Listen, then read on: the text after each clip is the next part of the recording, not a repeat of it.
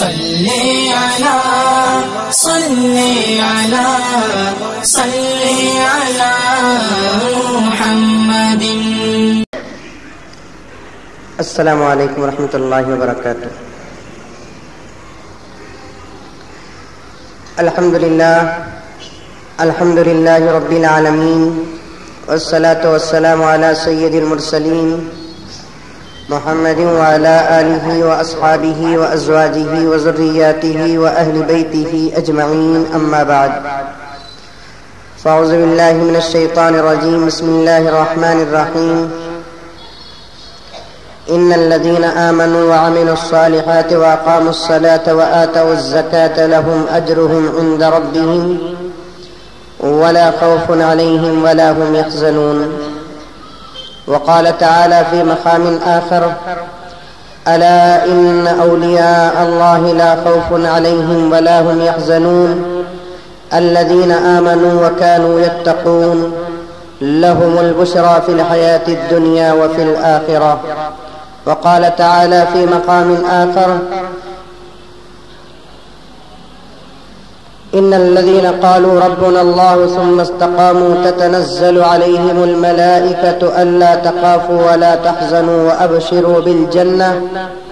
وأبشروا بالجنة التي كنتم توعدون نحن أولياؤكم في الحياة الدنيا وفي الآخرة ولكم فيها ما تشتهي أنفسكم ولكم فيها ما تدعون نزلا من غفور رحيم۔ صدق اللہ مولانا العظیم وصدق رسوله النبی الکریم ونحن على ذلك لمن الشاہدین والشاکرین والحمد للہ رب العالمین۔ اللہم صل علی سیدنا محمد وعلى آل سیدنا محمد وبارک وسلم۔ اللهم صل على محمد بعدد أوراق الأنشجار وبعدد أخطار الأمطار وبعدد دواب البرار والبحار وعلى آله وصحبه وبارك وسلم۔ اللهم صل على محمد كما هو أهله ومستحقه۔ معزز سامعین کرام، گزشتہ جمعہ میں نے ایک سوال رکھا آپ حضرات کے سامنے، وہ یہ کہ ہم لوگ عبادت میں پابندی کیوں نہیں کرتے، آخر ہم سے عبادتیں کیوں نہیں ہوتی۔ تھوڑی دیر کے لیے ہم لوگ جب سنتے ہیں تو یہ شوق پیدا ہوتا ہے کہ اس کے بعد مجھے کوئی نماز نہیں چھوڑنا ہے، اس کے بعد میں کبھی داڑھی نہیں منڈاؤں گا، اس کے بعد میں کبھی اپنے آنکھوں سے گناہ نہیں کروں گا، اس کے بعد اللہ اور اللہ کے مرضی کے ساتھ زندگی گزارنا ہے، اللہ اور اللہ کے رسول کو ناراض کر کے مجھے زندگی نہیں کرنا۔ یہ تو تھوڑی دیر کے لیے ہمارے دلوں کے اندر خیال پیدا ہوتا ہے۔ جب ہم مجلسوں سے باہر نکل جاتے ہیں، محفلوں سے باہر نکل جاتے ہیں، مسجد سے باہر نکل جاتے ہیں، تو ہماری پرانی زندگی جیسے تھی ویسے شروع ہو جاتی ہے، ہماری عبادتوں کا شوق ختم ہو جاتا ہے، گناہوں کی زندگی شروع ہو جاتی ہے۔ آخر ایسا ہوتا کیوں؟ اور یہ کیفیت، یہ حالت ہم میں سے ہر ایک کے اندر پائی جاتی ہے۔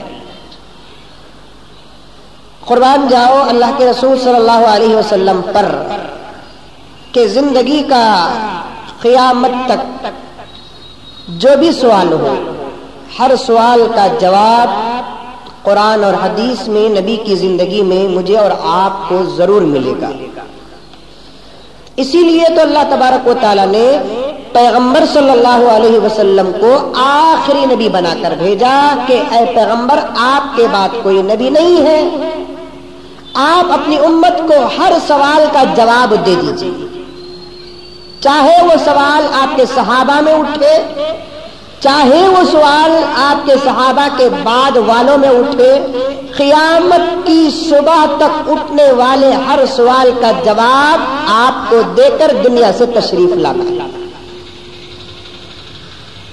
جو بھی مسئلہ ہو دنیا کے اندر،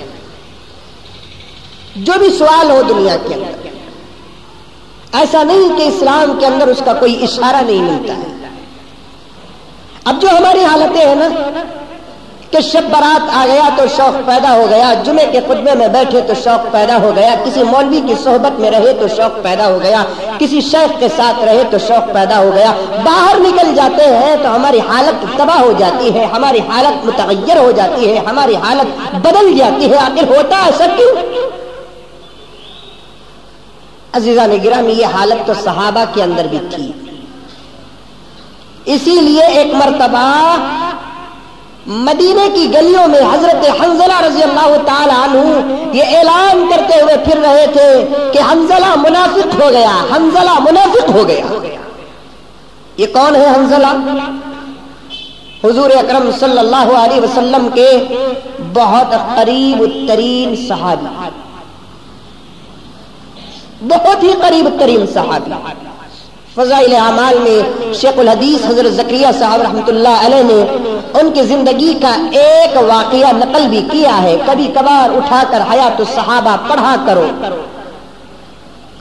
اللہ تعالیٰ حضرت مولانا محمد یوسف صاحب رحمۃ اللہ علیہ کو کروٹ کروٹ جنت نصیب فرمائے، اللہ تعالیٰ ان کے درجات کو بلند فرمائے۔ انہوں نے حیات الصحابہ کے عنوان پر ایک ایسی کتاب لکھی ہے، اور وہ اس کتاب کے کئی ترجمے، انگریزی میں ترجمہ ہوا ہے، کنڑ میں ترجمہ ہوا ہے، تامل میں ترجمہ ہوا ہے، تیلگو میں ترجمہ ہوا ہے، اردو تو ہے ہی ہے، ہمارے ہندوستان کی مادری زبان ہے۔ اٹھا کر پڑھا کرو اور اپنے گھروں کے اندر ان کتابوں کا تذکرہ کرو اور پڑھو، اپنی بیویوں کو بچوں کو پڑھایا کرو، تاکہ حضرات صحابہ کا شوق اور ذوق اور ان کا جذبہ ہمارے سینوں کے اندر آ جائے۔ ابتدائی باب رکھا حضرت شیخ الحدیث زکریا صاحب رحمۃ اللہ علیہ نے حیات الصحابہ، حکایات الصحابہ کے نام پر، اس میں حضرت حنظلہ رضی اللہ تعالی عنہ کا واقعہ بھی موجود ہے۔ یہ کون صحابی؟ آج رات نکاح ہوا حضرت حنظلہ کا، رات کو بیوی کے ساتھ صحبت ہوتی ہے، رات گزرتی ہے، صبح کو اذان سے پہلے منادی رسول نے اعلان کیا کہ الجہاد الجہاد۔ حضرت حنظلہ رضی اللہ تعالی عنہ غسل کرنے کے لیے حمام کو گئے، ابھی غسل شروع نہیں کیا کہ کان میں آواز آئی کہ الجہاد الجہاد۔ تو حضرت حنظلہ رضی اللہ تعالیٰ عنہ سوچتے ہیں کیا کرے، غسل کرے یا حضور کے ساتھ جہاد کو چلے جائے۔ آواز اندر سے آتی ہے کہ حنظلہ موت کا کوئی اعتبار نہیں ہے، اٹھ جا یہاں سے۔ حنظلہ موت کا کوئی اعتبار نہیں، اٹھ جا یہاں سے۔ اگر نبی کی محبت میں اٹھے گا تو تیرا غسل فرشتے کرائیں گے، اگر تو اپنے آپ میں غسل کر لے اور نبی کا قافلہ جہاد کو چلا گیا اور تو جہاد جیسی عظیم الشان عبادت سے محروم رہ گیا، تو کل قیامت میں تو اپنا چہرہ نہ خدا کو دکھانے کے قابل رہے گا نہ رسول کو دکھانے کے قابل رہے گا۔ جہاد جہاد، میں نے کئی مرتبہ عرض کیا کہ جہاد عبادتوں میں سب سے بہترین عبادت ہے، اور آج ہندوستان کے اندر اس کی اجازت نہیں ہے۔ جہاد کے لیے ایک امیر کا ہونا ہے، اس کے لیے کچھ اصول اور قانون ہوتے ہیں۔ یہ بیوقوف حکومت ہے ہندوستان کی کہ مسلمانوں کے جہاد سے ڈر جاتی ہے۔ نہیں، ہم تو ہندوستان کی حکومت کو کہتے ہیں کہ تم ڈرنے کی کوئی ضرورت نہیں ہے، جہاد بچوں کا کھیل نہیں ہے۔ اللہ کے رسول علیہ الصلوۃ والتسلیم نے جہاد کا حکم تو ضرور لگایا ہے، لیکن اس کے قانون اور رولز اور ریگولیشن بھی لگائے ہیں۔ تنہا کسی مسلمان کو جا کر حملہ کرنے کی اجازت نہیں ہے، اس کے لیے ایک امیر کا ہونا ضروری ہے، اور بغیر امیر کے جہاد ہو نہیں سکتا۔ تو میرے حال حضرت حنظلہ رضی اللہ تعالی عنہ غسل سے اٹھے، بیوی کو چھوڑ دیا، جہاد کو چلے گئے، لڑتے ہوئے شہید ہو گئے، شہید ہو گئے۔ اللہ کے رسول صلی اللہ علیہ وسلم میدان کارزار کے بعد جو صحابہ شہید ہوئے ان کے لاشوں کو اکٹھا کر رہے تھے، جمع کر رہے تھے صحابہ کو ساتھ لے کر، جب حنظلہ کی لاش کے پاس گئے اور ان کو اٹھانے لگے تو دیکھا گیا کہ حنظلہ کے سر کے بالوں سے پانی ٹپک رہا ہے۔ مسئلہ یہ ہے میرے دوستوں کہ شہید کو غسل نہیں دیا جائے گا۔ ہر آدمی مرتا ہے تو غسل دینا ہے کہ نہیں دینا ہے؟ بغیر غسل کے اسے دفن نہیں کیا جائے گا۔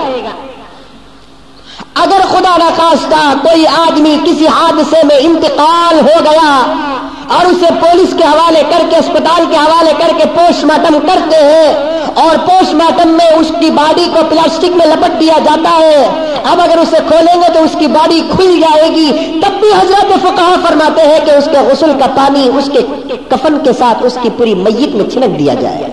بغیر غسل کے کسی کو دفن کرنے کی اجازت نہیں ہے۔ اگر کوئی محلے میں کوئی آدمی مر گیا اور اسے کوئی غسل نہیں دیا تو کل قیامت میں پورا محلہ عذاب میں مبتلا ہو جائے گا۔ میت کو غسل دینا محلے والوں کی ذمہ داری ہوتی ہے، میت کو غسل دینا اس کے رشتہ داروں کی ذمہ داری ہوتی ہے، میت کی جنازے کی نماز پڑھنا محلے والوں کی ذمہ داری ہوتی ہے۔ اگر کوئی آدمی میت کا غسل نہ دیا اور اس کے جنازے کی نماز نہیں پڑھا اور ایسے ہی جا کر دفن کر دیا تو اللہ تعالیٰ پورے محلے کو کل قیامت میں عذاب میں مبتلا کر دیں گے۔ میت کو کسی صورت سے غسل دیا جائے گا مگر اللہ کے رسول علیہ الصلوۃ والتسلیم نے ارشاد فرمایا کہ جو اللہ اور اللہ کے رسول کے نام پہ مر جاتا ہے اور وہ قتل کر دیا جاتا ہے، اس کے جسم سے خون نکل جاتا ہے تو اسے غسل نہ دو، اس کو اسی خون کے ساتھ دفن کر دو، اس لیے کہ کل قیامت میں اللہ تعالیٰ اسی خون کے ساتھ اسے اٹھائیں گے۔ شہید کو پوچھیں گے اے میرے بندے یہ تیرے گردن سینے تیرے جسم پہ خون کہاں کا؟ وہ بندہ کہے گا کہ مولا کائنات تو علیم بذات الصدور ہے، تو خبیر ہے، تو علام الغیوب ہے، تو سب جانتا ہے، پھر بھی تو سوال کر رہا ہے۔ لیکن بندہ میں ہوں جواب دے دیتا ہوں۔ بات یہ ہے اللہ تبارک و تعالیٰ سے بندہ عرض کرے گا کہ مولا یہ میں نے جو اپنے گردن کو کٹایا نا، میں نے جو یہ گردن کو کٹایا نا تیرے اور تیرے رسول کے نام پر، اعلاء کلمت اللہ کے نام پر، قرآن کے نام پر، اسلام اور ایمان کی ناموس کے نام پر، عزت کے نام پر میں نے کٹایا۔ اللہ تبارک و تعالیٰ فرمائیں گے کہ تو شہید ہو کر دنیا سے مرا، تجھے دنیا کے اندر بھی کوئی جرم نہیں اور قیامت میں تیرا حساب بھی نہیں ہے۔ اسی لیے حدیث میں آتا ہے اب تو کسی کو شہید ہونے کا موقع نہیں ہے۔ آج اگر میں شہید کے عنوان پہ تقریر کروں، شہادت کی فضیلت بتاؤں، باہر نکل کر آپ شہید نہیں ہو سکتے لیکن شہادت کی تمنا تو رکھ سکتے ہیں۔ اللہ تعالیٰ کے دربار میں دعا تو کر سکتے ہیں کہ مولا موت دو تو ایسی دے کہ جس موت سے تو اور تیرے رسول خوش ہو جائے۔ صحابہ یہی دعائیں کرتے تھے کہ مولا گھر کی موت سے ہمیں حفاظت فرما، میدان کی موت عطا فرما۔ ہائے ہائے یہ صحابہ کی دعا ہے۔ اور ہمارا حال یہ ہے میرے دوستو، ہم تو اسپتالوں میں مرتے ہیں۔ آئے ہائے کتنی بڑی موت ہو گئی ہماری، اسپتالوں میں مر رہے ہیں، آئی سی یو میں مر رہے ہیں، مشین کے سائے میں مر رہے ہیں، کوئی سرانے کر کے کلمہ تک پڑھنے اور پڑھانے والا کوئی نہیں ہے۔ کیسی بری موت ہے۔ ہر نماز کے بعد دعا کرو میرے دوستو اللہ جل جلالہ ہم کو اچھی موت عطا فرمائے۔ اگر میدان کی موت نہیں تو کم سے کم گھر میں بیوی بچوں کے سائے میں مرنے کا موقع عطا فرمائے، اور ایسے آدمیوں کو، ایسی اولاد کو ہمارے سرانے کھڑائے جو ہمارے مرنے پر ماتم نہ کرے، مرنے کے وقت ہم کو کلمہ پڑھانے کی کوشش کرے۔ اپنی اولاد کو نصیحت کرو، بیٹے مرنا تو سب کو ہے، اگر مجھے مرنے کا وقت آ گیا، سکرات شروع ہو گئی، نزا شروع ہو گئی، غراٹے شروع ہو گئے، تو اس وقت میرے سرانے کھڑ کے سینہ مارنا، سر مارنا، واویلا کرنا، ماتم کرنا نہیں بیٹے، وہ تو نفس نفسی کا عالم ہے۔ شیطان آ کے بالکل قریب کھڑ جاتا ہے، کبھی سرانے کھڑتا ہے، کبھی پینتے کھڑتا ہے، وہ کبھی جھوٹی جنت کو دکھاتا ہے، کبھی جھوٹی جہنم کو دکھاتا ہے، کبھی کچھ کرتا ہے، کبھی کچھ کرتا ہے۔ بیٹے ایسے وقت میں تو میرے سرانے کھڑ کے زور سے تو کلمہ پڑھ، تیرے کلمے کو سن کر میں کلمہ پڑھ لوں تو ایسی موت مجھے بہتر موت نظر آئے۔ کوئی ہمارے سرانے کھڑ کے کلمہ پڑھنے والا نہیں ہے۔ اللہ کے رسول علیہ الصلوۃ والتسلیم نے فرمایا لقنوا موتاکم، تمہارے موتا کے سامنے تلقین کیا کرو، اس کے بازو پر بیٹھ کر کھڑ کر زور سے کلمہ پڑھو، لا الہ الا اللہ محمد رسول اللہ۔ اس کے بازو کھڑے ہو کر زور سے دوم کلمہ پڑھو، اشہد ان لا الہ الا اللہ واشہد ان محمدا عبدہ ورسولہ۔ اور اسے زبردستی بھی نہ کرو، مرنے والے کو دے بابا کلمہ پڑھ لو، اجے دادا کلمہ پڑھ لو، ماموں کلمہ پڑھ لو، اماں کلمہ پڑھو۔ سکرات کا عالم ہے، نفسی کا عالم ہے، مصیبت کا عالم ہے، ٹینشن کا عالم ہے۔ وہ اپنی مصیبت میں کہہ دے کہ اگر یہ کہہ دے جارے میں پڑتا نہیں، اگر یہ بول دیا تو موت کے وقت کافر ہو گیا۔ اس کے لیے شریعت نے کیا کہا کہ بازو کھڑ کر صرف زور سے کلمہ پڑھو، تمہیں پڑھو، انشاءاللہ اسے پڑھنے کی توفیق ہو جائے گی۔ کیوں؟ سکرات کی سختی تو بڑی سخت سختی ہے۔ سکرات کسے کہتے ہیں؟ احادیث کی زبانی ہے، تفصیل میں نہیں جانا چاہتا میں، مجھے تو کچھ اور ہی عرض کرنا ہے، نہیں معلوم کہ اللہ تعالیٰ میرے ذہن میں یہی باتیں ڈال رہا ہے، عرض کر رہا ہوں، امانت آپ کے سامنے پیش کر رہا ہوں۔ کچھ بات عرض کر کے آگے بڑھا ہوں کہ کسی صحابی نے اللہ کے رسول صلی اللہ علیہ وسلم سے پوچھا، یا رسول اللہ سکرات کیا ہے؟ اللہ کے رسول علیہ الصلوۃ والتسلیم نے فرمایا سکرات اس کو کہتے ہیں کہ زندے بکرے کو اگر اس کے ذبح کیے بغیر چمڑا نکالیں گے تو جو تکلیف ہوتی ہے اس سے 70 گنا تکلیف مرنے والے کو ہوتی ہے۔ اور ایک حدیث میں آیا ہے تلوار کے 100 مار سے زیادہ تکلیف سکرات والے کو ہوتی ہے، 100 مار سے زیادہ تکلیف سکرات والے کو ہوتی ہے۔ ہم کبھی موتاؤں کو غور سے دیکھتے نہیں، اس سے دیکھ کر عبرت حاصل کرتے نہیں۔ بابا مرنے کی حالت میں ہے تو سب در کو باہر بھاگتا جاتے ہیں، اللہ اللہ ہمارے بابا، یہ ہمارے بابا، تمہارے بابا کب بولے ہمیں ہمارے بابا بول کر کھڑو جا کر سامنے، بازو کھڑو جا کر کلمہ پڑھو، زور زور سے کلمہ پڑھو۔ اللہ تبارک و تعالی ہم تمام کو ایسی پیاری اور اچھی موت عطا فرمائے۔ ہائے ہائے، اللہ والوں کے واقعات آتے ہیں میرے دوستو، مرنے والوں نے مر کر دنیا والوں کو ایک مثال بتا دی، مرنے والوں نے مر کر دنیا والوں کو ایک مثال بتا دی۔ خواجہ فرید الدین عطار رحمت اللہ علیہ، جن کی ایک کتاب مدرسوں کے اندر پڑھائی جاتی ہے پند نامہ نام کی، اصل میں وہ عطر کا بزنس کرتے تھے، عطر بیچتے تھے، بہت بڑی دکان تھی عطر کی۔ اچانک ان دکان کے اندر ایک سادہ سیدھا میلے کپڑے والا بوڑھا اندر آ گیا۔ خواجہ فرید الدین عطار رحمت اللہ علیہ عطر کی دکان چلا رہے تھے۔ اللہ کے رسول صلی اللہ علیہ وسلم نے فرمایا جو آدمی جس قسم کی تجارت کرتا ہے اس کی تجارت کا اثر اس کی زندگی میں پڑتا ہے۔ فقہاء نے اس بات کو امت کے سامنے پیش کیا، جو آدمی جتنی بڑی بزنس کرے گا، جو آدمی جیسی تجارت کرے گا، اس کی تجارت کا حال اس کے زندگی میں پڑے گا۔ میرے ایک دوست چپل کا بیپار کرتے تھے، ان کے ساتھ سفر کرنے کا موقع ملا، ہمیشہ ان کی نگاہیں ہر کسی کے پیروں پر پڑی رہی ہے۔ وہ چپل کہاں کا کیسا، بمبئی کا کی دلی کا، کیا ہے یہ بزنس کا اثر ان کی زندگی میں پڑا۔ اسی لیے اللہ کے رسول صلی اللہ علیہ وسلم نے فرمایا کہ بزنس کرو تو اچھا کرو تاکہ بزنس کا اثر تمہاری زندگی پر پڑے۔ چمبار کی ڈیوٹی اچھی نہیں، بھنگی ٹوٹی کی ڈیوٹی اچھی نہیں۔ اسی لیے امام ابو حنیفہ رحمۃ اللہ علیہ نے فرمایا کہ اگر کوئی ٹوٹی کا بیٹا ہے اور کوئی عطر بیچنے والے کی بیٹی ہے تو ایسے عطر بیچنے والی بیٹی کا نکاح ٹوٹی کے بیٹے کے ساتھ کرنا جائز نہیں ہے۔ خیر ایک باریک مسئلہ ہے، میں نے آپ کے سامنے عرض کر دیا۔ تجارت کا اثر پڑتا ہے۔ اب حضرت خواجہ فرید الدین عطار رحمت اللہ علیہ عطر کی بزنس کرتے تھے اور بڑا ہی خوبصورت اور بڑا اچھا بزنس ہے۔ حضرت عمر فاروق رضی اللہ تعالی عنہ نے فرمایا مجھے خلافت نہ ملتی تو میں عطر کی تجارت کرتا، اس لیے کہ اس میں نقصان ہے ہی نہیں ہے، پیسوں سے اگر نقصان ہو جائے تو خوشبو کا فائدہ تو مل جائے گا۔ عطر کا بزنس، ہمیں بزنس نہیں کرتے، گھر میں بیٹھ جا کو رول کال کھاتے ہیں، بزنس کیا ہے نہیں معلوم۔ اب ایک سادہ سیدھا بوڑھا آدمی جن کے کپڑے برابر نہیں تھے سیدھا گھس گیا اب جو آدمی کپڑے میں برابر نہیں رہتا، صورت میں برابر نہیں رہتا، اسے معاشرے میں عزت نہیں ملتی ہے؟ کپڑوں سے عزت دیتے ہیں، صورت سے عزت دیتے ہیں، پیسوں سے عزت دیتے ہیں۔ ابھی حضرت مولانا لطف اللہ صاحب دامت برکاتہم کے ساتھ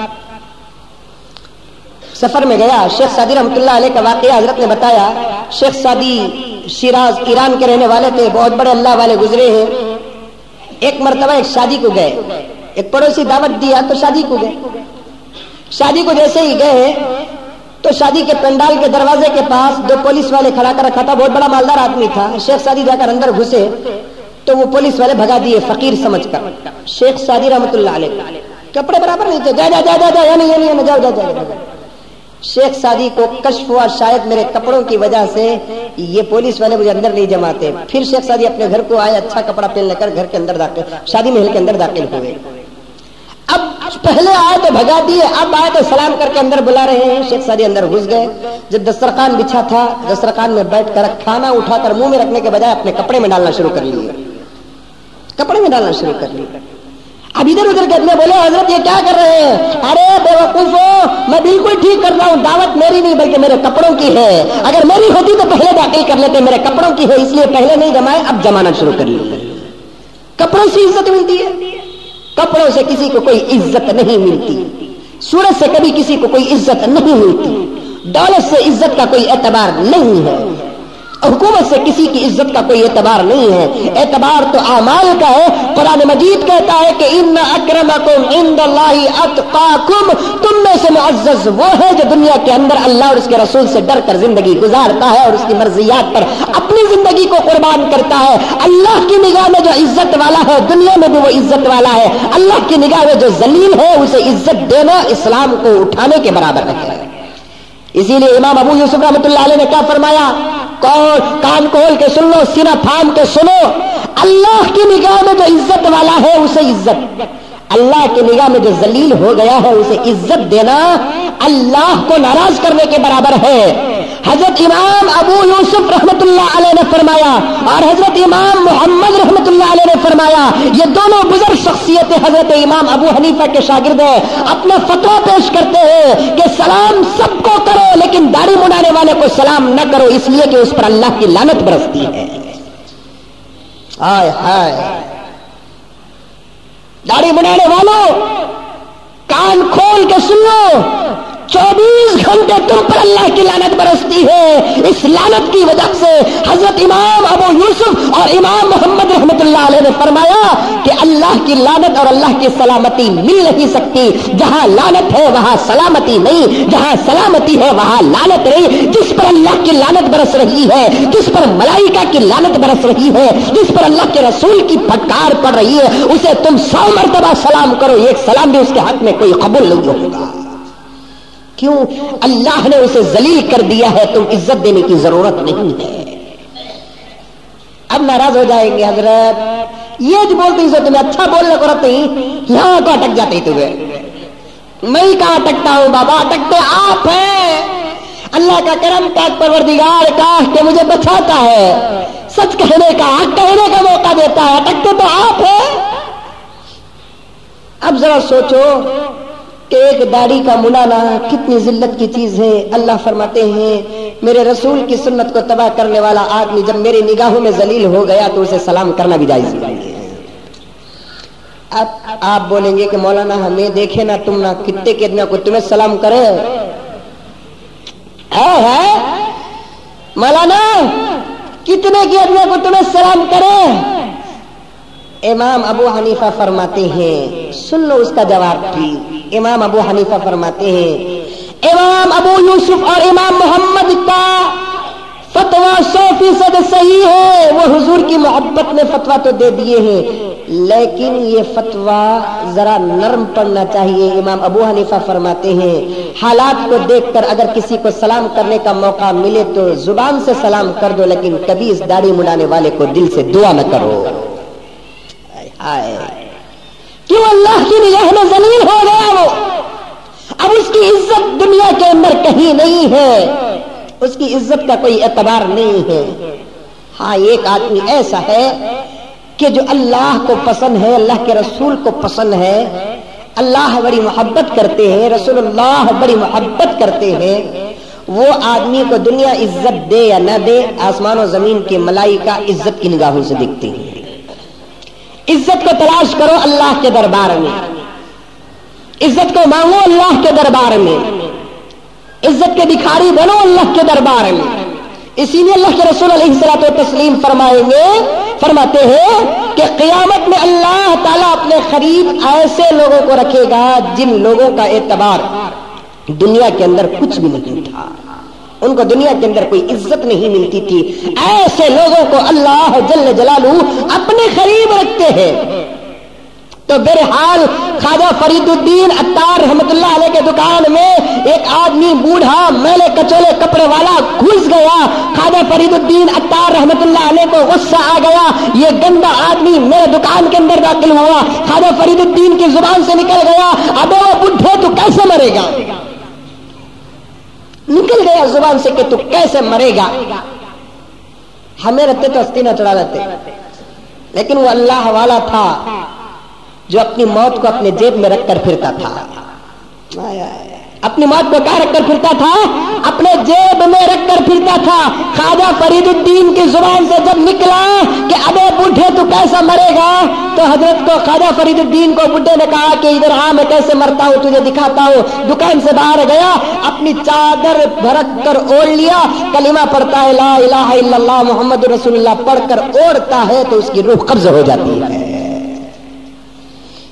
خواجہ فرید الدین نے دیکھا یہ بڈھا ایکٹنگ کر رہا ہے یا سچ مچ مر گیا ہے، جا کر چادر اٹھا کر دیکھتے ہیں تو یقیناً وہ مر گیا ہے۔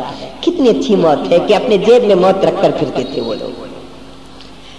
حضرت پیر ذوالفقار احمد صاحب نقشبندی مجددی دامت برکاتہم اپنی کتاب کے اندر ایک واقعہ لکھے ہیں کہ غالباً حضرت حسن بصری یا مالک دینار کا زمانہ تھا، ایک بوڑھی کے پاس بیٹھے ہوئے تھے، ایک آدمی مسافر آیا، آ کر پوچھنے لگا حضرت حسن بصری کو یا مالک دینار رحمۃ اللہ علیہ کو، یہاں کوئی اچھی جگہ ہے، کوئی مر سکتا ہے؟ مرنے کے لیے کوئی اچھی جگہ ہے؟ مرنے کے لیے کوئی اچھی جگہ ہے؟ حسن بصری نے کہا کہ دیکھو وہ بوڑھی کے پاس جو جگہ ہے نا وہاں چاہے تو مر سکتے ہیں۔ مذاق سے بولے حسن بصری، اب تک کوئی ایسا سوال تو نہیں کیا تھا نا مرنے کے واسطے کوئی سی جگہ ہے بول کر، اب پوچھتے ہی اگر پوچھے تو بھی ایڈریس ہے، چل جاؤ ریلوے گیٹ کو، یہ تو یوٹیلیٹی بلڈنگ میں چل جاؤ، نہیں تو کسی بھی کپن پارک میں جا کو پھانسی ڈال لیو۔ کون مرتے ہیں ایسی موت؟ جو دنیا سے ڈر جاتے ہیں، دنیا کے حادثات سے ڈر جاتے ہیں، وہ خودکشی کی موت مرتے ہیں۔ اور خودکش ہو کر مرنا، خودکشی کی موت مرنا، اللہ تبارک و تعالیٰ فرماتے ہیں کہ وہ قیامت تک عذاب میں مبتلا رہے گا، کبھی اسے معاف نہیں کیا جائے گا۔ کوئی آدمی اپنی جان کو ہلاکت میں نہ ڈالے، ولا تہلکوا انفسکم، اپنے آپ کو ہلاکت میں نہ ڈالو، اپنے جان کی حفاظت کا خیال کرو۔ یہ جان اللہ کی امانت ہے، اگر اسے قربان کرنا ہے تو اللہ کے راستے پر قربان کرو، اللہ کے نام پر قربان کرو۔ کبھی کسی کے نام پر قربان کرنا نہیں ہے، لڑکی کے نام پر لڑکے کو اپنی جان گنوانا نہیں ہے، لڑکے کے نام پر لڑکی کو اپنی جان گنوانا نہیں ہے، قرض کی وجہ سے کوئی مرنا نہیں ہے۔ ہاں کوئی مار کر مر گیا تو فدی ہے، لیکن اپنے آپ نے زہر کھا کر پھانسی لے کر وہی پٹی پہ جا کر مرنا سخت حرام ہے، حرام ہے۔ حضرت حسن بصری نے کہا کہ وہ ہے نا وہ بوڑھی کے بازو کی جگہ، وہاں چاہے تو تم مر سکتے ہیں۔ مذاق سے کہہ دیے، وہ سیدھے گیا، سیدھے جا کر بوڑھی سے پانی نکالا، اچھے طریقے سے وضو کیا، 2 رکعت نماز پڑھا، جس مسلح پر اس نے سجدہ کیا تھا اسی مسلح پر سر رکھ کر سوتا ہے تو کیا کہ تھوڑی دیر کے بعد انتقال ہو جاتا ہے۔ کیا پیاری موت مرتے ہیں وہ لوگ، کیسے اچھی موت مرتے ہیں۔ وضو بھی کر لیے اور 2 رکعت نماز بھی پڑھ لیا، جس مسلح پر اس نے اللہ کا سجدہ کیا تھا اسی مسلح پر اس کا انتقال ہو جاتا ہے۔ کتنی اچھی موت ہے کہ وضو کی حالت میں آئی، نماز کی حالت میں آئی، سجدے کی حالت میں آئی، ہماری موت کیسے ہوگی؟ اللہ تعالیٰ ہم میں سے ہر ایک کی حفاظت فرمائے. ہمیشہ وضو کی حالت میں رہو، ہمیشہ وضو کی حالت میں رہو، نماز کی نیتیں کرتے رہو کہ اگر موت آ جائے تو انشاءاللہ تعالیٰ وضو کی حالت میں موت آئے گی. اسی لیے حضرت ابو بکر شبلی رحمۃ اللہ علیہ فرماتے ہیں 40 سال سے میرے اوپر کوئی لمحہ ایسا نہیں گزرا جس میں وضو کی حالت میں نہ رہا ہوں سوائے بیت الخلا کے. جب بھی میرا وضو ٹوٹتا تو باقاعدہ میں فوراً وضو کر لیتا تھا. جب بھی میرا وضو ٹوٹتا میں فوراً وضو کر لیتا، اور یہ حال میرا 40 سال سے مسلسل ہے.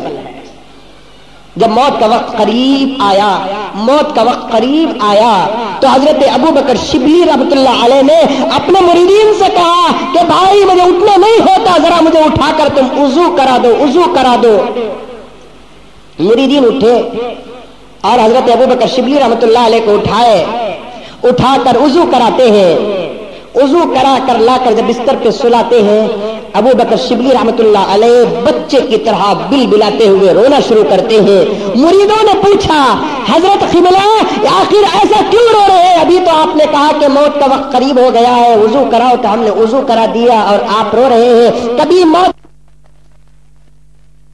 وضو تو کرا دیے ہیں لیکن وضو میں میری ایک سنت کو تم نے چھوڑ دیا ہے. کیا ہے وضو کی سنت؟ وضو کی سنت کیا ہے؟ وضو کے تو 4 فرض ہی ہے نہیں. کیا فرض 4؟ چہرہ دھونا، 2 ہاتھ دھونا، سر کا مسح کرنا، دونوں پیروں کا دھونا. یا ایھا الذین آمنوا اذا قمتم الى الصلاة فاغسلوا وجوهکم وایدیکم الى المرافق وامسحوا برؤوسکم وارجلکم الى الکعبین. 2 جگہ آئی ہے یہ آیت قرآن مجید کے اندر. اللہ فرماتے ہیں کہ اے میرا غلام، جب تو نماز کا ارادہ کرتا ہے، یہ میرے دربار کی حاضری ہے، تو شادی محل کو ایسے نہیں جاتا، اسمبلی کو ایسے نہیں جاتا، پارلیمنٹ کو ایسے نہیں جاتا، کارپوریشن کو نہیں جاتا. ایسے ہزاروں کارپوریشن اور پارلیمنٹ میرے گھر کے دروازے پر قربان ہے. یہاں آنے کے لیے تجھے ظاہر میں بھی پاک ہونا پڑے گا، باطن میں بھی تجھے پاک ہونا پڑے گا. اپنے چہرے کو بھی صاف کر لے، اپنے ہاتھوں کو بھی صاف کر لے، اپنے سر کے گرد غبار کو بھی صاف کر لے، اپنے پیروں کو بھی صاف کر لے. یہ وضو کے 4 فرض ہے کہ سر کے بالوں کو کیا کہتے ہیں، سر کے پورے چہرے کو پیشانی کے بال سے لے کر تھوڑی کے نیچے تک، ایک کان کی لولکی سے دوسرے کان کی لولکی تک ایک فرض ہو گیا. دوسرا فرض یہ ہے کہ دونوں ہاتھوں کو کونیوں تک اچھے طریقے سے دھونا کہ کم سے کم 3 خطرے تو زمین پہ گر جائے. اور اس کے بعد سر کا مسح کرنا، پورے سر کا نہیں بلکہ کم سے کم 1/4 سر کا مسح کرو. اور چوتھا فرض یہ ہے کہ دونوں پاؤں کو ٹخنوں تک دھونا. یہ پاؤں کی ہڈی، ابری ہوئی ہڈی جو ہوتی ہے وہاں تک دھونا. یہ تو 4 کام فرض ہے. اس کے علاوہ اس فرض کو ذرا آپ سنت سے سوار دو تو فرض کا ثواب زیادہ ہو جائے گا. سنت سے کیسے سواریں گے؟ سنت سے سوارنے کا طریقہ یہ ہے کہ جب تم وضو کرنے کے لیے بیٹھو تو یہ خیال کرو کہ تمہارا چہرہ قبلے کی طرف رہے. اس لیے کہ مسلمان ہمیشہ اپنے چہرے کو قبلے کی طرف رکھتا ہے. وضو کرتا ہے تو چہرہ قبلے کی طرف، نماز پڑھتا ہے تو چہرہ قبلے کی طرف، مرتا ہے تو چہرہ قبلے کی طرف، دفناتے ہیں تو تب بھی چہرہ قبلے کی طرف رہتا ہے. وضو کرو تو چہرہ قبلے کی طرف رکھو. نماز پڑھتے ہیں تو کہاں رکھتے ہیں؟ منہ طرف کعبے کے. نیت کرتے ہیں کہ نہیں کرتے؟ 2 رکعت جمعے کی فرض نماز پڑھتا ہوں میں واسطے اللہ کے، منہ طرف قبلے کے، کعبے کے. بولتے ہیں کہ نہیں بولتے ہیں؟ کوئی آدمی اپنے چہرے کو پھرا لیا، کب سے حضرت ادھر پھر کو پڑھنا سے آج ادھر پھر کر پڑھیں گے، اللہ تعالیٰ ایسے ماریں گے کہ سیدھا جہنم چلا جائے گا. ادھر ہی پھرنا ہے، ادھر پھرنا ہے. قبلہ ادھر ہے قبلہ. وضو کرو تو چہرہ قبلے کی طرف، نماز پڑھو تو چہرہ قبلے کی طرف. مر گئے تو چہرہ کدھر رکھنا؟ اس میں بھی غلط ہے، اس میں بھی غلط ہے. گھر کے اندر لڑائی ہو جاتی، رے قبلے کی طرف پاوا رہے. گھر کے اندر کبھی مر گئے تو کیسا سلانا؟ ادھر سر ادھر پاؤں. آگے بات کدھر سلانا؟ ادھر سر. یہ مسجد کو سامنے رکھ کر اسے تھوڑی دیر کے لیے اپنا گھر سمجھ جاؤ. سمجھ گئے؟ ٹی وی کا اللہ، مسلمان کے گھر اللہ کے گھر ملتے جلتے گھر ہیں. اللہ کے گھر میں جو ہے مسلمان کے گھر میں وہ ہے، مسلمان کے گھر میں جو ہے اللہ کے گھر میں وہ ہے. لیکن آج ہمارے گھروں میں اللہ کے گھر میں زمین آسمان کا فرق پیدا ہو گیا. میرے حال ادھر سر رہے گا ادھر پیر رہیں گے. کیوں ادھر پیر رکھتے ہیں ادھر سر کیوں رکھتے ہیں؟ زندگی میں کبھی بھی ادھر پیر رکھ کر سوئے نہیں سوئے. پھر مرنے کے بعد کیوں رکھتے ہیں؟ اس لیے مرنے کے بعد رکھتے ہیں کہ مرنے کے بعد دراصل ارادہ پاؤں کو قبلے کی طرف رکھنا نہیں ہے، چہرے کو قبلے کی طرف رکھنا ہے. اگر ایسے رکھیں گے میت کو، ادھر پاؤں اور ادھر سر، تو ادھر آنکھ اگر کھولے گا تو نگاہ قبلے کی طرف پڑے گی. اگر میت کو سیدھے ایسے کھڑا کر کے کھڑا کریں گے تو اس کا مطلب یہ ہو جائے گا کہ وہ نماز کی حالت میں چہرہ کدھر رکھتا ہے ادھر. بعض لوگ بولتے ہیں کہ ادھر سر ادھر پاؤں رکھنا کرتے ہیں. ایسا اٹھ کو کھڑا ہے تو انہیں کدھر پڑتا نماز؟ ادھر پڑتا ہے. نہیں، مرنے کے بعد بھی اس کا چہرہ قبلے کی طرف رکھنا ہے تو اس صورت میں اس کا پاؤں کدھر رکھنا پڑے گا؟ ادھر رکھنا پڑے گا. اس وقت ارادہ یہ ہوگا کہ ہمارا مقصد یہ نہیں کہ پاؤں قبلے کی طرف رہے بلکہ چہرہ قبلے کی طرف رہے. اس میں بھی گھروں کے اندر قبلے کی طرف پاؤں رہے، قبلے کی طرف پاؤں رہے. قبلے کی طرف کیا کی رکھ ڈالے؟ رکھے نہیں رکھے؟ ٹی ویاں رکھے، سیڈیاں رکھے، ٹیپ ریکارڈر رکھے، سب رکھے، کبھی غلطہ نہیں ہوا. میت کو لے لگا تو رکھ ڈالے تو لڑنا شروع کر دیں گے. قبلے کی طرف پاؤں، قبلے کی طرف، قبلے کی طرف پاؤں نہیں میرے بھائی، چہرہ قبلے کی طرف. اگر میت کو سیدھے اٹھ کر ایسے کھڑا کریں گے تو اس کا چہرہ کدھر رہے گا؟ قبلے کی طرف رہے گا. وضو کرو تو چہرہ قبلے کی طرف، نماز پڑھو تو چہرہ قبلے کی طرف. میت ہو گئی گھر کے اندر رکھو تو قبلے کی طرف. خبر میں لٹاؤ تو قبلے کی طرف. کیسا خبر میں دفناتے؟ کبھی آیا کیا؟ آیا کبھی بھی خبر میں اترے نہیں؟ ڈر کا ہمیں بھی اٹک جاتے ہیں. خبر میں اترتے نہیں ہم لوگ، ڈر ہے ہم کو، کہاں ہمیں بھی اٹک جاتے ہیں. اگر تمہیں نہیں بھی اٹکے تو ایک نہ ایک دن اٹکنا ہے کہ نہیں اٹکنا ہے. کوئی نہ کوئی آ کر ہم کو پیرے گا کہ نہیں پیرے گا، بوئے گا کہ نہیں بوئے گا. کسی مذہب کا اختلاف موت میں نہیں ہے، سب کو مرنا ہے. اترو کبھی کبھار خبروں میں اتر کر دیکھو کہ خبر کیسی ہوتی ہے، میت کو کیسے دفناتے ہیں، کیسے سلاتے ہیں، کیا کرتے ہیں، میت کو کیسے دفناتے ہیں. دیکھو جا کر خبر میں دفنانے کا طریقہ کیا ہے کہ ایسے قبر بنتی ہے، ایسے گڑا لمبا ایسا ہوتا ہے. اس میں میت کو ایسے سلاتے ہیں، سلا کر اسے کروٹ کر دیتے ہیں. کروٹ پیٹھ کو دیوار کی طرف لگا کر چہرے کو قبلے کی طرف کر دیتے ہیں.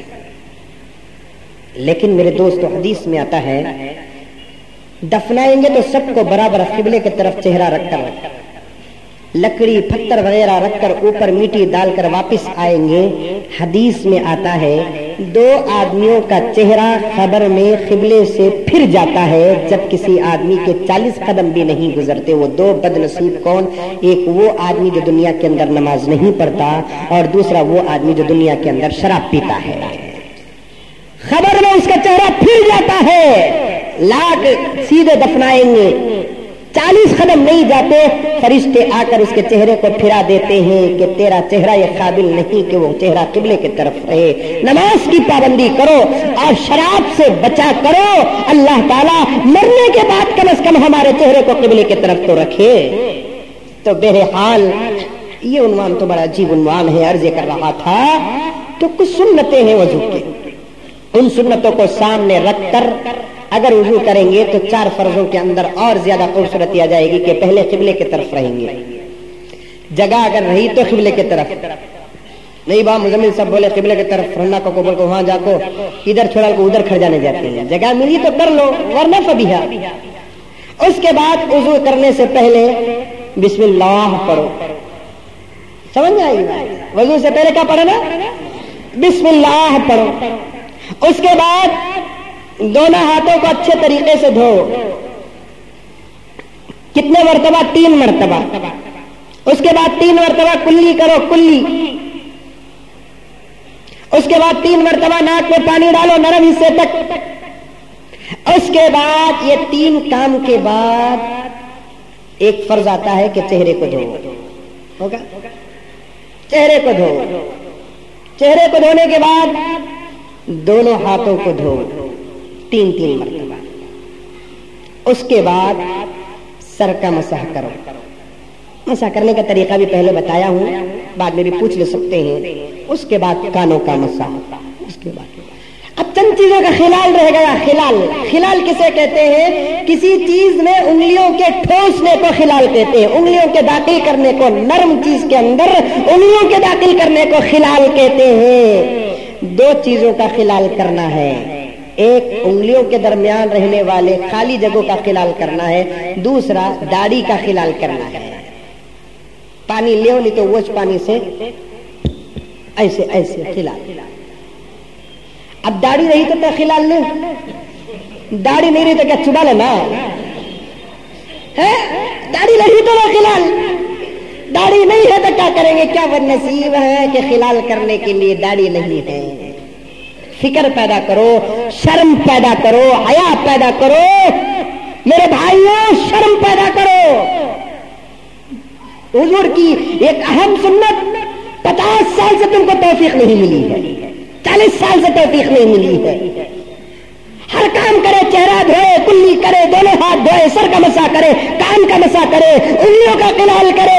40 سال ہو گئے تم کو داڑھی کا خلال کر کے, اس لیے کہ خلال کرنے کے لیے داڑھی کا ہونا ضروری ہے. داڑھی چلی رہی تو خلال کیا کرے گی؟ 40 سال سے ایک عظیم سنت تمہاری زندگی سے ضائع ہو رہی ہے. کیا 40 سال سے شرم پیدا نہیں ہوئی؟ ارے میرے بھائی, شرم پیدا کر. یہ 1 سال کے بعد بچہ پیدا نہیں ہوا تو شرم کے مارے محلے میں نہیں نکلتا. 40 سال سے داڑھی نہیں نکلی اور تو محلے میں ایسے پھر رہا ہے. شادی ہو کے 1 سال میں بچہ اگر پیدا نہیں ہوا, فکر کر رہا ابھی بچہ نکلا نہیں, نہ بچہ ہوا نہیں, نہ بچہ ہوا نہیں, نہ بول کر بالغ ہو کے 50 سال ہو گئے, شرم آئی کہ ابھی داڑھی نہیں آئی, نہ داڑھی نہیں آئی, نہ بول کر کبھی فکر ہوئی مولانا کوسا تیل لگاؤں, کوسی دعا پڑھوں, یہ میری گھاس نہیں نکل رہی ہے. اچھے اچھے علاقوں میں پتھر میں گھاس نکل رہی ہے, لیکن یہ میرا چہرہ کیا کانگریٹ سے بھی زیادہ مضبوط ہو گیا کہ یہاں بال نکلتے ہی نہیں ہے. ایک ٹریکٹر لے لگا تو کھکرو یہاں نکلتے ہی دیکھیں گے. کم سے کم ایک ٹریکٹر جو کھیتی باڑی میں کام کرتے ہیں نا, وہ ایسے ایسے رہتے ہیں. کیا بولتے ہیں اسے؟ ہل بولتے ہمیں اردو میں, ہل ایسے رہتے ہیں. 4-5 لے لگا کو کم سے کم کھکرو, اندر کی غلاظت باہر نکلے گی تو نبی کی سنت باہر آ جائے گی.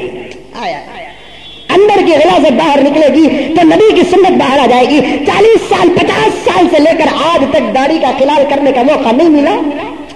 اللہ ہم تمام کو نیک توفیق عطا فرمائے. اس کے بعد جب سر کا مسح کر لیے, کانوں کا مسح کر لیے, گردن کا مسح کر لیے, دونوں پیروں کو دھو لیے, اب آپ کا وضو ختم ہو گیا. کیا ہو گیا؟ آپ کا وضو ختم ہو گیا. اب اس کے بعد دعا کرو. وضو کے بعد کی دعا, اشہد ان لا الہ الا اللہ واشہد ان محمدا عبدہ ورسولہ اللہم اجعلنی من التوابین واجعلنی من المتطہرین. اللہ کی وحدانیت, نبی کی رسالت کا اقرار کرنے کے بعد, اللہ کو چڑھانے کے بعد, اللہ کو منانے کے بعد, نبی کا وسیلہ اور واسطہ دینے کے بعد, ایک وضو کرنے والا متوضی, نماز پڑھنے کا ارادہ کرنے والا, اپنے آپ کو ہمیشہ باوضو رکھنے والا, اللہ کے دربار میں دعا کرتا ہے کہ اللہم اجعلنی من التوابین, اے اللہ تو مجھے توبہ کرنے والوں میں شامل کر دے, واجعلنی من المتطہرین, اور مجھے ہمیشہ تو پاک رہنے والوں میں شامل کر دے. ایک توبہ کرنے والوں میں, ایک پاک رہنے والوں میں. حضرت محدثین نے بڑا اچھا ترجمہ جوڑا یہاں پر. وضو کے بعد توبہ کا ذکر کیوں؟ وضو کے بعد تو پاکی اور طہارت کا ذکر معقول ہے, توبہ کا ذکر کیوں آیا؟ اس لیے آیا کہ توبہ دل کو پاک کر دیتا ہے, وضو تمہارے جسم کو پاک کر دیتا ہے. توبہ تمہارے دل کو پاک کر دیتا ہے اور وضو تمہارے ظاہر کو پاک کر دیتا ہے. اس کے بعد ایک عظیم سنت جو اس وقت میرے لیے بھی ضرورت ہے اور آپ کے لیے بھی ضرورت ہے, ساری دنیا کے لیے ضرورت ہے, بلکہ میں کہوں گا ان عیسائیوں سے, میں کہوں گا ان یہودیوں سے, میں کہوں گا ان ہندو بھائیوں سے, میں کہوں گا ساری دنیا کے لوگوں سے, اور ڈاکٹروں کو میں کہوں گا, بڑے بڑے دانشوروں کو میں کہوں گا, حکومت کو میں اس بات کی گزارش کرتا ہوں کہ آپ اس بات کا اعلان کر دیں کہ یہ کام اب دنیا کے اندر شروع ہو جائے, کیونکہ ساری دنیا کے اندر آج بیماریوں کا خوف چھایا ہوا ہے, سوائن فلو کا خوف چھایا ہوا ہے, چکن گنیا کا خوف چھایا ہوا ہے, ڈینگو کا خوف چھایا ہوا ہے. ہر کوئی پریشان ہے. اب اس سے بچنے کا کیا علاج ہے؟ یہ ڈاکٹر کہتے ہیں کہ اسکارف ڈال لو، مسلمان کہتا ہے کہ اسکارف سے کچھ ہونے والا نہیں ہے، ایک ڈاکٹر کہتا ہے کہ گرم پانی پیو، مسلمان کہتا ہے کہ گرم پانی سے کچھ ہونے والا نہیں ہے، ڈاکٹر کہتا ہے کہ ہر چیز کو دھو کر کھاؤ، مسلمان کہتا ہے کہ اس سے بھی کچھ ہونے والا نہیں ہے، پھر ہوگا کس سے؟ تو مسلمانوں کے پیغمبر نے کہا کہ تمہاری بیماریوں کا اگر علاج ہونا ہے تو وضو کے بعد کھڑے ہو کر 3 گھٹ پانی پی لو۔ ہائے ہائے، 2 ہی پانی کو کھڑ کر پینا، ایک زمزم کا پانی اور دوسرا ایک وضو کے بعد کا پانی۔ میں کل ہی ہمارے سیکرٹری صاحب کو کہا تھا کہ 1 گھڑا پانی بھی رکھ دو وضو خانے کے بازو تاکہ ہر کوئی پی لے۔ Swine flu swine flu swine flu, ڈر گئے نہیں؟ یا بیکاج اسکافا نہیں ڈال رہی، مرد بنے شروع کر لیے۔ اسکاف کون ڈالنا سو؟ بیکا، لیکن ڈال رہی کون؟ اسکاف ڈال لی۔ وہ دیکھو نا، ہریے ہریے ہریے ہریے ہریے، گدا چر کو تھکا تو یجمان پینا ڈالتا تھا ایک زمانے میں، گھوڑا چر کو تھکا تو اسے پینا ڈالتے تھے۔ سمجھ میں آئی بات ہے؟ گھوڑے کو گدے کو 2 چیزیں پلاتے تھے، ایک کیا بولے تھے ہنکیاں کے سامنے یہ پٹے، سمجھ میں آئی بات ہے؟ ایک منہ میں کپڑا، یہ 2 چیزیں بڑے خراب، ایک منہ خراب ایک پھنکی خراب، یہ بھی کھل گا یہ بھی کھل گا، کون بھی بستے نہیں۔ اس لیے گھوڑے کو کیا کراتے ہیں، یہ کہاں بھی ادھر ادھر دیکھنا نہیں، سامنے دیکھو چلنا۔ ویسے آج کے مسلمانوں کو ڈالنا، نوجوانوں کو ادھر بھی دیکھنا نہیں ادھر بھی دیکھنا نہیں، خالی سامنے دیکھ کر چلنا انہیں، سمجھ نہیں بات ہے۔ دوسرا منہ میں ڈالتے تھے، منہ میں اگر کہتے بھی نہیں ڈالے بن رہا منہ تو کہاں چارہ دکھتا کہ وہاں کھڑ جاتا تھا، ویسا ڈالنا شروع کر لی ہے۔ کیا کہو انفیکشن ہو جائے گا، ہوا سے انفیکشن ہو جائے گا، بیماریوں سے ڈرو نہیں۔ کیا کرے گی بیماریاں؟ کیا بگاڑ سکتی ہے مسلمان کا؟ کچھ نہیں۔ یہ چھوٹے چھوٹے کام جو میرے آقا کے سکھائے ہوئے ہیں یہ تم بھی عمل کرو، تمہارے بچوں کو بھی سکھاؤ۔ 2 ہی پانی ایسے ہیں جو کھڑے ہو کر پینے کی اجازت ہے، ایک وضو کا پانی اور ایک زمزم کا پانی۔ کھڑے ہو کر پیئیں گے اور جس نیت کے ساتھ پیئیں گے اللہ کے رسول نے فرمایا کہ وہ نیت اس کی پوری ہو جاتی ہے۔ زمزم پیتے ہوئے جو ارادہ کر کے جو دعا کر کے پیئیں گے اللہ تعالیٰ وہ ارادہ پورا کر دیتے ہیں۔ وضو کا بچا ہوا پانی اگر پیئیں گے 3 گھٹ تو اللہ تعالیٰ اس ارادے کو پورا کر دیتے ہیں۔ سب سے بڑی بیماریوں کا علاج ایک وضو ہے۔ دوسرا، حالات تو بدل جاتے ہیں، ڈر ہوتا ہے، مسلمان کو ڈرنے کی ضرورت نہیں ہے، اللہ تعالیٰ نے اس کے پاس قرآن جیسی چیز دیا ہے، حدیث جیسی چیز دیا ہے، دعائیں جیسی چیز دیا ہے، تو مسلمان ڈرے گا کیوں؟ مسلمان کو بڑے بڑے آپریشنوں پر وہ ڈر نہیں ہے، خدا کی قسم اس کے پاس ہتھیار ہے۔ آقا نے فرمایا کہ سورہ فاتحہ کو پڑھا کرو، سورہ فاتحہ کو پڑھا کرو، کثرت کے ساتھ پڑھا کرو سورہ فاتحہ کو۔ اللہ تعالیٰ نے 70 بیماریوں کا علاج رکھا ہے، کیا ان 70 بیماریوں میں سوائن فلو نہیں رہے گا؟ اخلاص کے ساتھ سورہ فاتحہ تمہیں بھی پڑھو، پھونکو، بچوں کو بھی پڑھو، پھونکو، کھلاؤ۔ اللہ تعالیٰ پر بھروسہ کرنے کا مولا مجھے بچنا نہیں آتا، بچانا تو تیرا کام ہے، بچنا مجھے نہیں آتا، بچانا تیرا کام ہے۔ ارے قرآن تو شفا ہے، وَنُنَزِّلُ مِنَ الْقُرْآنِ مَا هُوَ شِفَاءٌ۔ اللہ تعالیٰ فرماتے ہیں ہم نے قرآن کو صرف پڑھنے کے لیے نہیں، اس قرآن کے اندر ہم نے دوا بھی رکھا ہے، شفا بھی رکھا ہے۔ وَنُنَزِّلُ مِنَ الْقُرْآنِ مَا هُوَ شِفَاءٌ، ہم نے اس قرآن کے اندر شفا کو رکھا ہے۔ پڑھو سورہ فاتحہ، پھر اس کے بعد صبح شام کو پڑھنے کی دعا، صبح شام کو پڑھنے کی دعا، فجر کی نماز کے بعد اسی جگہ پر بیٹھ کر اپنے ذکر سے فارغ ہو کر ایک دعا ہے، اللہ کے رسول صلی اللہ علیہ وسلم نے بتایا کیا؟ اعوذ بکلمات اللہ التامات کلھا من شر ما خلق، بسم اللہ الذی لا یضر مع اسمہ شیء فی الارض ولا فی السماء وهو السمیع العلیم۔ 3 مرتبہ پڑھو اس دعا کو، اعوذ بکلمات اللہ التامات کلھا من شر ما خلق، مولا دنیا کے اندر جتنی شریر اور بری چیزیں ہیں ان تمام چیزوں سے میں تیری پناہ چاہتا ہوں۔ اللہ کے پناہ میں آ گئے۔ اس کے بعد جب مسجد سے دعا پڑھ کر باہر نکلتا ہے، بسم اللہ الذی لا یضر مع اسمہ شیء فی الارض ولا فی السماء وهو السمیع العلیم۔ اس دعا کا ترجمہ کیا ہے؟ مولا آج کے دن کو میں شروع کرتا ہوں تیرے نام سے آج کے دن کو میں شروع کرتا ہوں اور دنیا کی تمام نقصان پہنچانے والی چیزوں سے میں تیرے پاس حفاظت مانگتا ہوں. بسم اللہ الذی لا یضر مع اسمہ شیء فی الارض ولا فی السماء. بڑی ذات والا ہے وہ جس کے نام میں کسی کو نقصان پہنچتا نہیں اور کوئی زمین اور آسمان میں اس کی اجازت کے بغیر نقصان پہنچانے والا نہیں. صبح کو 3 مرتبہ پڑھو, شام کو مغرب کی نماز پڑھ کر جب مسجد سے باہر نکلتے ہیں تو 3 مرتبہ یہ دعا پڑھو. ایک صحابی فرماتے ہیں کہ میں مسجد کے اندر بیٹھا تھا عصر کی نماز پڑھ کے ذکر میں, میرا غلام آیا, آ کر کہنے لگا کہ آقا جلدی آؤ تمہارا گھر جل گیا. صحابی تھے, کہنے لگے کہ میں ٹس سے مس نہیں ہوا, میں نے اسے یس کہا نہ نو کہا, آتا ہوں کہا نہ نہیں آتا ہوں کہا, اپنی جگہ پر بیٹھا رہا. پھر اور ایک آدمی آیا کر کہنے لگا کہ حضرت تمہارے بیوی بچے گھر کے اندر سپڑ گئے اور آگ لگ گئی ہے, جلدی آؤ. حضرت وہیں بیٹھے رہے. تیسرا آدمی آیا آ کر کہنے لگا کہ حضرت اب اٹھنے کی ضرورت نہیں, آگ تو دوسرے گھروں سے پہنچتے ہوئے جیسے ہی تمہارے گھر کے پاس آ گئی نہیں معلوم کہ وہ آگ خود بجھ گئی ہے. حضرت نے فرمایا وہی تو میں سوچ رہا تھا, میں نے نبی کی سکھائی ہوئی اس دعا کو صبح کو 3 مرتبے پڑھا ہوں اور شام کو میرے گھر میں آگ لگ جائے, ہو نہیں سکتا. نبی کی پڑھی ہوئی دعا کو, سکھائی ہوئی دعا کو میں نے صبح میں پڑھا اور شام میں میرے گھر میں آگ لگ جائے, یہ ہو نہیں سکتا.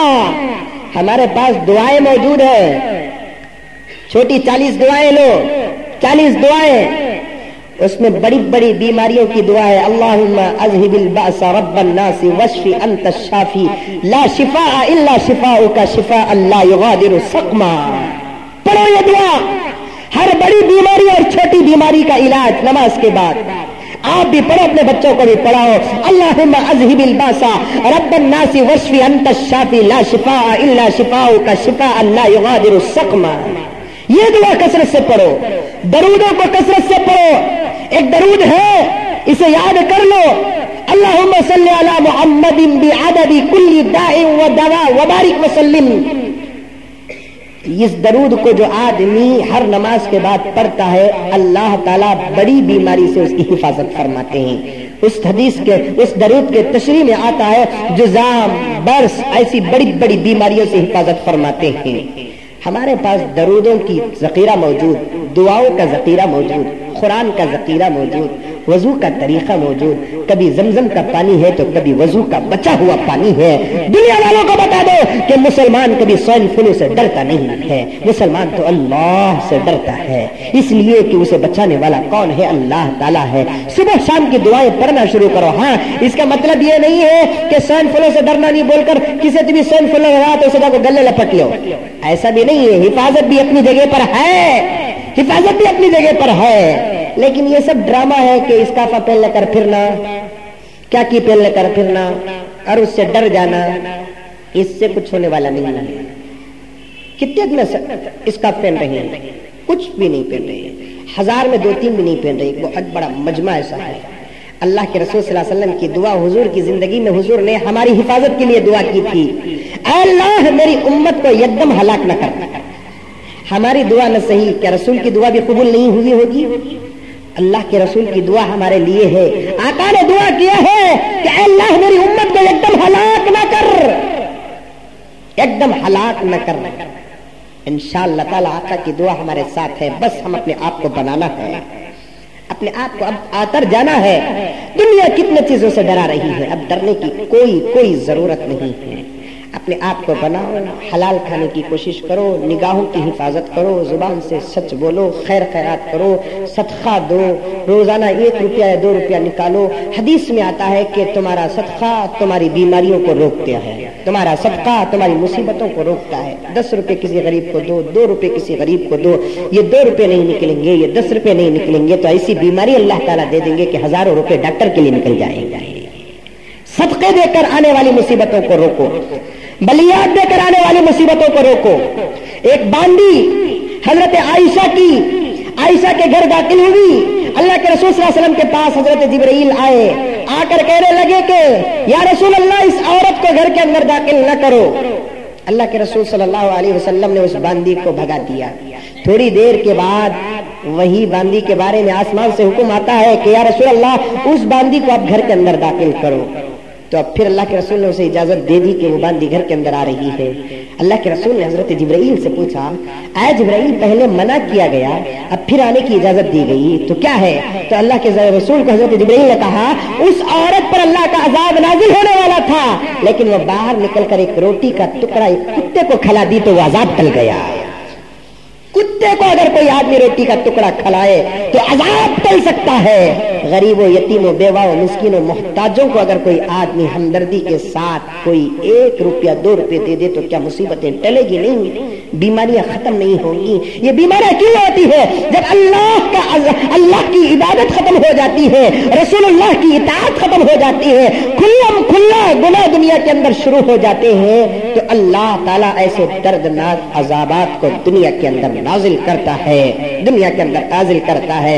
वही जरा गौर करो मेरे दोस्तों, वही बुरे जानवर और खंजीर के गोश्त के बारे में जब हम कहते हैं तो दुनिया कहती है कि मुसलमान ऐसा वैसा, वही खंजीर की बुखार अगर आ जाती है तो दुनिया परेशान हो गई। अरे उसी का तो गोश्त खाते हैं ये लोग, उसी का तो खून पीते हैं, उसी के साथ तो जिंदगी गुजारते हैं। हम जैसे बकरियों को घर के अंदर पालते हैं, उससे ज्यादा वो बुरे जानवर को अपने घर के अंदर कर पालते हैं। अब तो अमेरिका को इबरत हासिल करना चाहिए, फ्रांस को इबरत हासिल करना चाहिए, ऑस्ट्रेलिया को इबरत हासिल करना चाहिए और उसे इस बात को सामने रखकर नबी की शरीयत के सामने घुटने टेकना चाहिए। जिस सुअर की बकार से आप तुम बचाना चाहते हो, उसी सुअर के गोश्त से आज से 1400 साल पहले हुजूर ने बचा दिया है। इन्नमा हर्रम अलैकुमुल मैतत वद्दम वलहमल खिंजीर वमा उहिल्ला लिगैरिल्लाह। ऐ गुलामान मोहम्मद, कान खोल के सुन लो, अल्लाह ताला ने मुर्दार तुम्हारे लिए हराम करार दे दिया, खून को तुम्हारे लिए हराम कह दिया और खिंजीर को तुम्हारे लिए हराम करार दे दिया। क्यों खिंजीर का गोश्त खाने से मना किया? उसके अंदर अल्लाह ताला ने बहुत सारी बीमारियों को रखा है।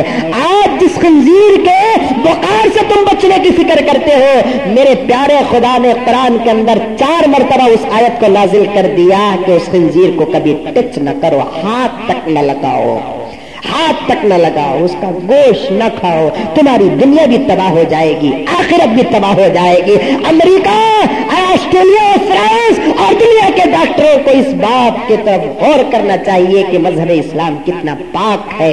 गाय खाए, कभी गाय की बुखार आई, बकरी खाए, कभी बकरी की बुखार आई, खामखा तुमने चिकन को बदनाम कर दिया है। चिकन की भी कोई बुखार नहीं है, जब बुखार को नाम नहीं मिला तो चिकन को छोड़ दिया गया है। चिकन दुनिया में मान्यच नहीं, हड्डियां की बुखार हो, उसे देखो मुर्गी की बुखार। मुर्गी को कभी हड्डी का दर्द आया, उन्हें दर्द आने से पहले तो उसे काट डालते। दर्द कब आता? 40 साल के बाद। बुढ़े हुए तो दर्द शुरू होती है नहीं? गुड़गे में दर्द, कमर में दर्द, पाँव में दर्द शुरू होती। सच क्या है? बुढ़े हुए तो मुर्गी को बुढ़ी होने देते नहीं, मुर्गे को बुढ़ा होने देते नहीं, होने से पहले बिस्मिल्लाह अल्लाहु अकबर काट देते हैं। समझ, वो बुखार चिकन नहीं है, चुपके खामखा बदनाम किया गया है। हलाल जानवरों में कोई बीमारी नहीं होती, अगर बीमारी होती तो हलाल जानवर को अल्लाह हराम करार दे देता। कुत्ते को क्यों हराम किया? बुरे जानवर को क्यों हराम करार दिया? इसलिए कि उनके अंदर बीमारियां मौजूद हैं। बकरी के अंदर कोई बीमारी नहीं, गाय के अंदर कोई बीमारी नहीं। और रही इन बीमारियों का इलाज, दवाओं तो हो सकते हैं, लेकिन लाख दवाओं की दवा आज मुसलमान के पास है क्या? कि उसके पास कुरान है, हदीस है, दुआएं हैं। कसरत से दुआएं पढ़ो, अल्लाह के पास दुआ करो कि मौला हर बड़ी छोटी बीमारी से हमारी हिफाजत फरमा, हर खतरनाक बीमारी से हमारी हिफाजत फरमा, तमाम आलम इस्लाम की हिफाजत फरमा, सामानिक की हिफाजत फरमा। दुआएं करो और उसके अलावा ये काम करो। मेरे हाल बात कहीं से कहीं चले गई, कहना भी मुझे ये था। आपके हजरात के सामने बहुत सारे नौजवानों ने भी कहा कि मौलाना यहसान फ्लू से बड़ी परेशानी हो गई है, बड़ी परेशानी हो गई है। परेशान होने की कोई जरूरत नहीं है, अल्लाह ताला मुकद्दर में जो है वो फैसला फरमाएंगे। गुनाहों की जिंदगी से तौबा कर लो, अल्लाह ताला सुकून की जिंदगी अता फरमाएंगे। गुनाहों की जिंदगी से तौबा करो, अल्लाह ताला सुकून की जिंदगी अता फरमाएंगे। तो बहरहाल हजरत अबू बकर शिबली रहमतुल्लाह अलैह बिस्तर पे आके रोना शुरू कर दिए। पूछा गया कि क्यों रो रहे हैं, तो उन्होंने कहा कि 40 साल से मैंने कोई वजू नहीं छोड़ा और उस वजू में मैंने एक सुन्नत भी नहीं छोड़ा, लेकिन आप लोग आखिरी वजू कराए हैं तो उसमें मुझे उंगलियों का खिलाल वाली सुन्नत छुड़ा दिए, तो वो सुन्नत के छूटने पर मुझे रोना आ रहा है। ऐसे अल्लाह वालों की मौत होती है।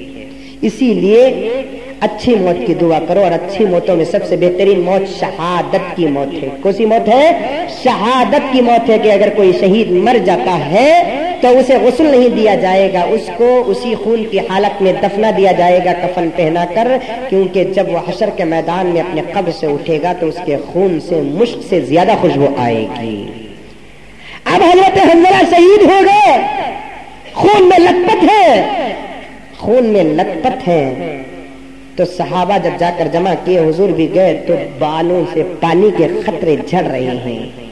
सहाबा परेशान, हुजूर भी थोड़ी देर के लिए परेशान हो गए कि हंज़ला शहीद तो हो गए, इनको गुस्ल कौन दिया? मैं नहीं, तू नहीं, मैं नहीं, तू नहीं, फिर इन सर के बालों से पानी के कतरे क्यों झड़ रहे हैं? तो अल्लाह के रसूल सल्लल्लाहु अलैहि वसल्लम के सवाल पर आसमान से हजरत जिब्राइल नाजिल होते हैं और आकर सलाम अर्ज करने के बाद कहते हैं कि ऐ रसूल अल्लाह, दरअसल हंज़ला जनाबत की हालत में थे, जब जिहाद का नारा लगा तो हमाम छोड़कर जिहाद को आ गए और उसी हालत में शहीद हो गए। ये जुनूबी थे, जुनूबी आदमी कैसे ऐसे ही खबर में जा सकता है? इसलिए इनकी जनाबत का जो गुस्ल बाकी था दुनिया के अंदर, वो गुस्ल अभी अभी जन्नत की हूरें उतर कर गुस्ल देकर ऊपर गई है। जन्नत की हूरें गुस्ल देकर ऊपर गई है, तो ये जन्नत का पानी है जो इनके सर से गिर रहा है। ऐसे ऐसे हंज़ला जिनको गुस्ल देने वाली जन्नत की हूरें हैं, एक मर्तबा मदीने की गलियों में नारा लगाते हैं, नाफका हंज़ला, नाफका हंज़ला, हंज़ला मुनाफिक हो गया, हंज़ला मुनाफिक हो गया। अबू बकर मिलते हैं, कहते हैं कि हंज़ला कैसे मुनाफिक हो गए तुम? तो हजरत हंज़ला ने कहा कि क्या करूं अबू बकर, हुजूर की महफिल में रहता हूं तो हुजूर की बातें सुनकर इबादत का शौक पैदा होता है, जब मैं घर से बाहर निकलता हूं तो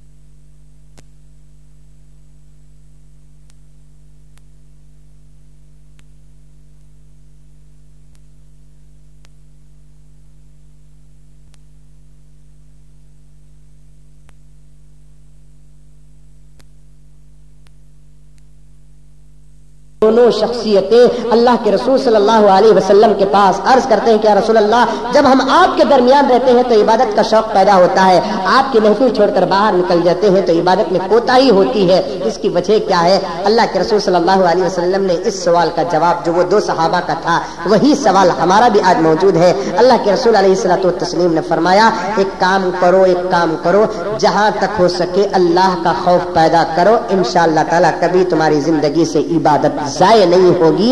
इसी उन्वान का सिलसिला इंशाअल्लाह ताला आइंदा जुमा भी बाकी रहेगा। दुआ कीजिए कि अल्लाह ताला हम तमाम को इबादत में इस्तिकामत अता फरमाए, सुनी हुई बातों पर अमल करने की तौफीक अता फरमाए। एक दो तीन ऐलानात है, जरा गौर से सुन लीजिए। हमारी इस मस्जिद उम्र फारूक के ऊपर के इहाते में मदरसा चलता है, उस मदरसे का इंशाअल्लाह ताला आने वाले चाहरशंबे के दिन बाद नमाज असर की नमाज से लेकर मगरिब की नमाज तक बच्चों का प्रोग्राम होगा, और मगरिब की नमाज के बाद से लेकर इशा तक इंशाअल्लाह ताला हजरत मौलाना मौलवी अतीक मोहम्मद अतीकुर रहमान साहब अरशद रशादी बानी और मोहतमिम अलकुलियत सऊदिया, जो इस मदरसे में मैं पढ़ाता हूँ, उस मदरसे के आप बानी है, फाउंडर है और प्रिंसिपल है, शेखुल हदीस है, हजरत तशरीफ ला रहे हैं। मगरिब के बाद हजरत का कीमती किताब होगा। आप तमाम हजरात से गुजारिश है कि चाहरशंबे के दिन असर के बाद से लेकर इशा तक आप तमाम हजरात जरूर मदरसे के इस बेहतरीन जलसे पर शिरकत फरमाकर सवाबे दारिन हासिल करें। दूसरा एक ऐलान ये है कि इंशाअल्लाह ताला कल बरोज़े हफ्ता 15 अगस्त है, हिंदुस्तान के आज़ाद होने की खुशी है। समझ में आई बात है, हर कोई खुशियाँ मनाता है, फ्लैग चढ़ाता है, मिठाई तकसीम करता है। अब अंदर ही अंदर ये सोचना है कि हमारा हिंदुस्तान कितना आज़ाद हुआ और कितना कैद हो गया है। انشاءاللہ تعالی اللہ تعالیٰ سے ہماری یہی دعا ہے کہ اللہ ہم ہندوستان سے محبت کرتے ہیں، ہندوستان کی حفاظت فرما۔ بہرحال آزادی کا ایک دن ہوتا ہے، ہر ہندوستانی باشندے کے لیے خوشی کا دن ہے۔ کل ہمارے سامنے عمر فاروق کے سامنے رہنے والی اسکول میں آزادی کا جشن منایا جا رہا ہے، جس میں ہمارے مسجد کے ذمہ دار بھی رہیں گے، انشاءاللہ تعالی میں بھی حاضر رہوں گا۔ آزادی کے عنوان پر حضرات علماء کرام کی قربانیاں کیا رہی اور ہندوستان کیسے آزاد ہوا، آزادی کے بعد ہندوستان کیا ہے، اس عنوان پر انشاءاللہ تعالی مختصر سا خطاب رہے گا۔ آپ تمام حضرات سے گزارش ہے کہ ہندوستان کی آزادی کی خوشی میں پورے شریک رہیں، کیونکہ ہم ہندوستانی ہونے کا ثبوت اس پورے ہندوستان کو دینا ہے۔ آخر میں حسب معمول ہماری مسجد کے چندے کے متعلق بہت بڑا کام تعمیر کا بھی باقی ہے اور خریدی کا بھی باقی ہے، بہت سارا پیسہ باقی ہے۔ ایک بہت بڑا مجمع عمر فاروق کو تشریف لاتا ہے، یہ بڑا مجمع ایسا ہے کہ الحمدللہ ان میں سے ہر ایک اگر دل چاہے تو 1 اسکوائر فٹ ضرور خرید سکتا ہے۔ آپ تمام حضرات سے گزارش ہے کہ اللہ کے گھر کا مسئلہ ہے، اللہ تعالیٰ آپ کو بہت دیں گے، ہماری دعا بھی یہی ہے۔ آپ تمام حضرات سے گزارش ہے کہ مسجد کی جھولی کے لیے بھی آپ ضرور کم سے کم 10 سے 15-20 روپے تو ضرور ڈالتے ہوئے جائیں گے انشاءاللہ۔